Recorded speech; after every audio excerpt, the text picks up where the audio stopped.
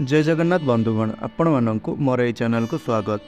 बंधुगण आज आपण मैंने यही वीडियो रे जानिबा को पाइबे बुधवार दिन को नहीं किछि एपरी सहज उपाय संपर्क में जहाँ आपणकर बहुत दिन धरी रही जाउतबा अधूरा काम बा आपणकर बहुत दिन धरी रही जाइतबा किछि इच्छा जहाँ आपणकर पूरा होई पारु नाही किंबा आपणकर परिवार बहुत चिंतार रोचे किंबा समस्या रे रोचे तेबे आपण मानक पई एही वीडियोटी आज रातिरे आपणंकु एही स्थान रे एक दीप जलाइबार अछि जहाद्वारा आपणकर परिवार चिंता एवं समस्या मुक्ति तो पाइबो ताहा सहित आपणकर बहुत दिन धरी रही जाइतिबा इच्छा ताहा मध्य आपणकर पूर्ण हेबो।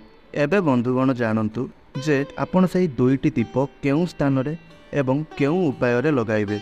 बंधुगण आपणंकु सर्वप्रथमे माटीर दुईटी दीप नेबार अछि आउ एही दुईटी दीप को लगाइबार जो उपायटी ताहा अलगा अलगा अटे। प्रथम दीपटी आपण लगाइबा समय रे आपणंकु सही दीपरे घिओ देबार अछि आउ सही दीपरे घिओ ढाली सारिबा परे आपणंकु सही दीपरे एक लंबा बलिता देबार अछि। तापरे आपणंकु एही दीपटी को नै आपणंको घर पाखरे थिबा जेकोनोसी भी बेल गछ हेउ ताहा छोट हेउ किंबा बड़ आपणंकु सही बेल गछ मूलरे नै सही दीपकु जलाइबार अछि। आउ सही दीप को जलाइबा सम्मुखरे बा समय रे आपण जेपरी सही दीपर मुख को दक्षिण दिग को न रखती अन्य जेकोसी दिग को रखिले चलिबो एही कथार आपण ध्यान रखिबे। आउ जेतेबेले आपण एही दीपटी को जलाइबे सही समय रे आपण दीप तळे अक्षत निश्चय रखिबे। आउ दीप मझिरे मध्य आपणंकु 2 ରୁ 3ଟି चाउल पकाई जदि आपण दीपटी को जलाई देउछंती तेबे आपणकर घरे केबे भी धन संपत्तिर कमी हेबो नाही। आउ सदा सर्वदा आपणक गृह माता लक्ष्मींकर निवास होता है। यह तो गला प्रथम दीपर कथा। प्रथम दीपटी को आपण किपरि एवं केउ स्थान रे लगाइबे ताहाकु नै कथा। एबे जानंतु जो द्वितीय दीपटी आपण आनिथिबे ताहाकु नै आपण केउ स्थान रे एवं किपरि जलाइबे। तो बंधुगण द्वितीय दीपटी मध्य आपणको माटीर नेबार अछि आउ एही माटीर दीपरे मध्य आपणको घिओ देबार अछि। तापरे आपणको एही दीपरे गोल बतीर बलिता देबार अछि। आपण एही गोल बलिता दीपकु नहीं आपण आपणकर पूजा घर को जिबे एवं सेठारे आपण जो भगवान शिवंकर भगवान महादेवंकर शिवलिंग किंबा पट्टमूर्ति रखिछंती सही स्थान रे आपणको सही दीपटी को प्रज्वलन करिवार अछि। आउ आपणको सही दीपटी प्रज्वलन करिबा समय रे आपणको आपणक मन रे एही कथा भाबिबार अछि जे हे महादेव मोर परिवार सदा सर्वदा खुशी रे रहू मोर केबे धन संपत्ति रे कमी न हेउ एवं जहाँ भी किछि आपणकर अधूरा रही जाइतिबा इच्छा थिला ताहा आपण निज मन रे स्मरण करिवे एवं दीपटी को प्रज्वलन करिवे। एही प्रकार रे आपण भगवान महादेवंक पाखरे प्रार्थना करी एही दीपटी को आपण प्रज्वलन करिवे।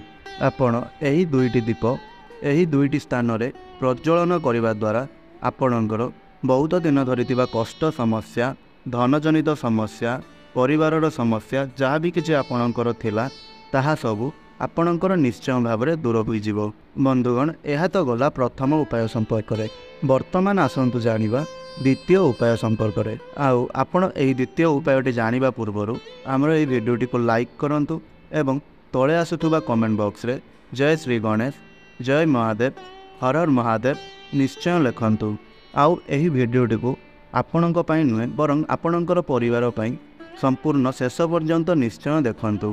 तेबे बंधुगण द्वितीय उपायटी हैला हेले आपण सर्वप्रथम जानि नियंतु जे एई जो द्वितीय उपायटी आपण कोन पई करिवे एवं यह करिबा द्वारा आपणको केउ प्रकारर सब फायदा मिलता है। बंधुगण एई जो द्वितीय उपायटी हैला एहा आपणको मन रे थिबा क्रोध को कमाइबार उपाय।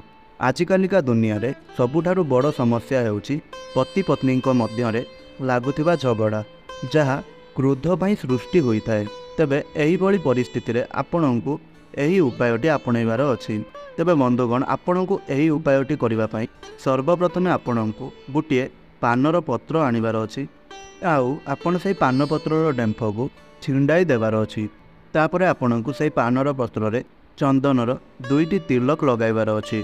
प्रथम तिलकटे आपणको प्रभु महादेवंक नाम रे लगाइबार अछि एवं द्वितीय तिलकटी आपणको जो व्यक्तिंकर अधिक क्रोधर मात्रा बढ़ी जाउची से आपणकर स्वामी हेउ किंबा स्त्री हेउ किंबा आपणक परिवारर कौनसी भी सदस्य हुअन्तु किंबा आपणकर छोट छोट पिलामाने मध्य हुअन्तु ଯେଉଁ भी व्यक्तिंकर क्रोधर मात्रा बढ़ी जाउछि ସେହି ବ୍ୟକ୍ତିଙ୍କର ନାମ ଏବଂ ତାଙ୍କର ଗୋତ୍ର କହି ଦ୍ୱିତୀୟ ତିଲକଟିକୁ ଲଗାନ୍ତୁ।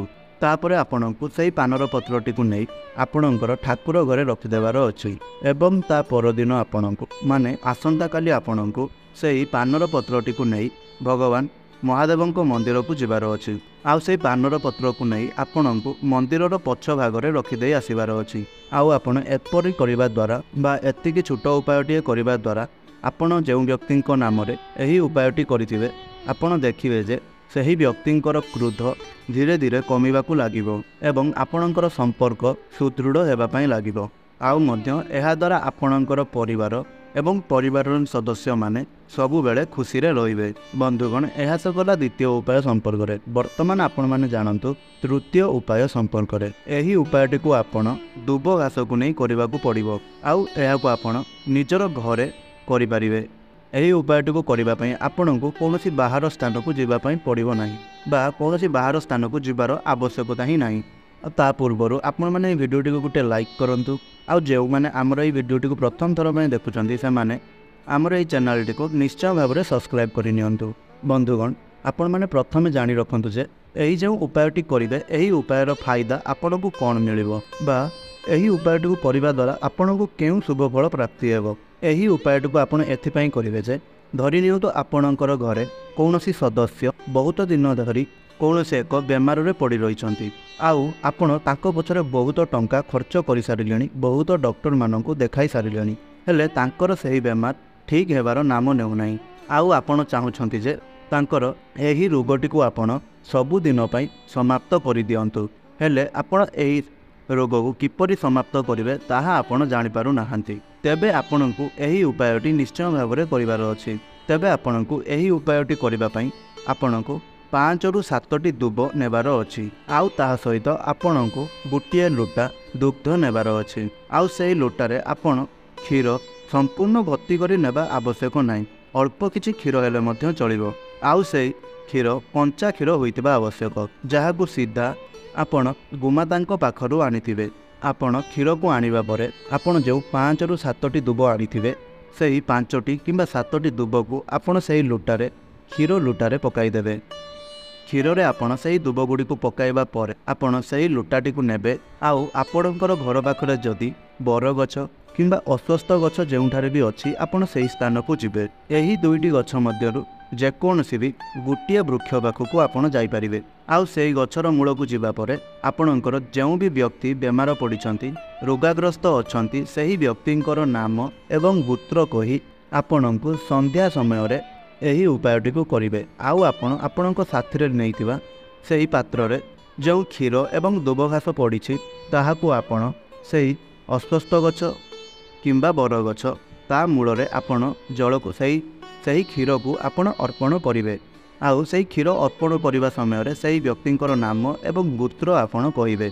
ଆପଣ କେବଳ ଏତିକି ଉପାୟ କରିଦେବା ଦ୍ୱାରା ସେହି ଯେଉଁ ବ୍ୟକ୍ତି ଜଣକ ବହୁତ ଦିନ ଧରି ରୋଗାଗ୍ରସ୍ତ ଥିଲେ ତାଙ୍କର ସମସ୍ତ ରୋଗ ଧୀରେ ଧୀରେ ଭଲ ହେବାକୁ ଲାଗିବ ଏବଂ ତାଙ୍କର ଶରୀର ସୁସ୍ଥ ହେବାକୁ ଲାଗିବ, ସେ ରୋଗମୁକ୍ତ ହୋଇଯିବେ।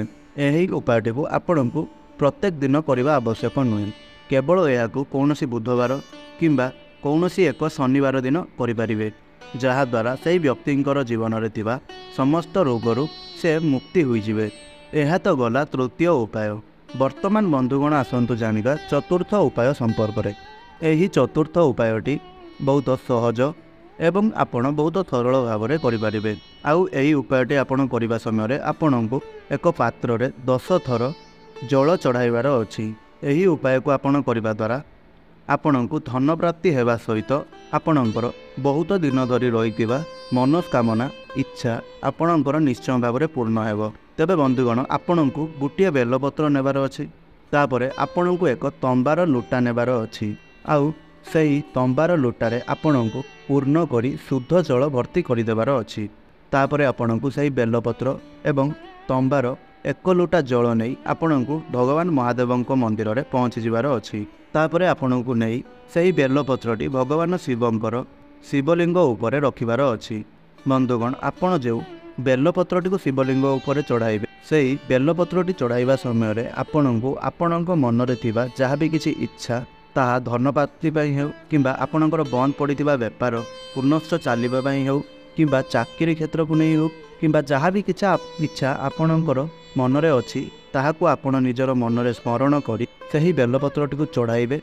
एवं बेलपत्रटी को चढ़ाई सारिबा पर सही बेलपत्र उपरे आपण जो तंबा लुटारे जल भर्ती करी नैथिबे सही जल को आपण 7 थर सही बेलपत्र उपरे चढ़ाइबे। मन रखंतु सही गोटे लुटार जल को आपण 7 थर सही बेलपत्र उपरे चढ़ाइबे। आउ 7 थर चढ़ाई सारिबा परे अल्प किछि जल आपणको आपणक कलशरे बंचाई रखिबार अछि। आउ सही जो अल्प जल आपणको आपण बंचाई रखिथिबे सही अल्प जल को आपण पुनश्च महादेवंक शिवलिंग उपरे 3 थर करी चढ़ाई देबार अछि। जो भी व्यक्ति एही उपाय को संपूर्ण निष्ठा एवं भक्तिर सह संपूर्ण नियमर सहित करि नेउछंती तांकर बहुत दिन धरी रहितिबा इच्छा मनोस्कामना निश्चय भाव में पूरण होइजिवो।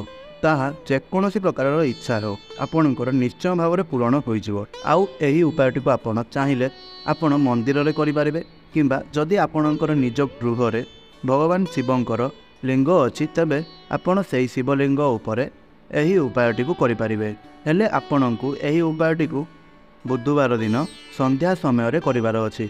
आशा करुछि आपणको भिडियोटी भल लागिथिबो। तेबे जदि आपणको एही भिडियोटी भल लागिताए तेबे भिडियोटी को गोटे छोट लाइक निश्चय करंतु। आउ तळे आसुथुबा कमेंट बॉक्स रे हर हर महादेव जय श्री गणेश निश्चय लिखंतु।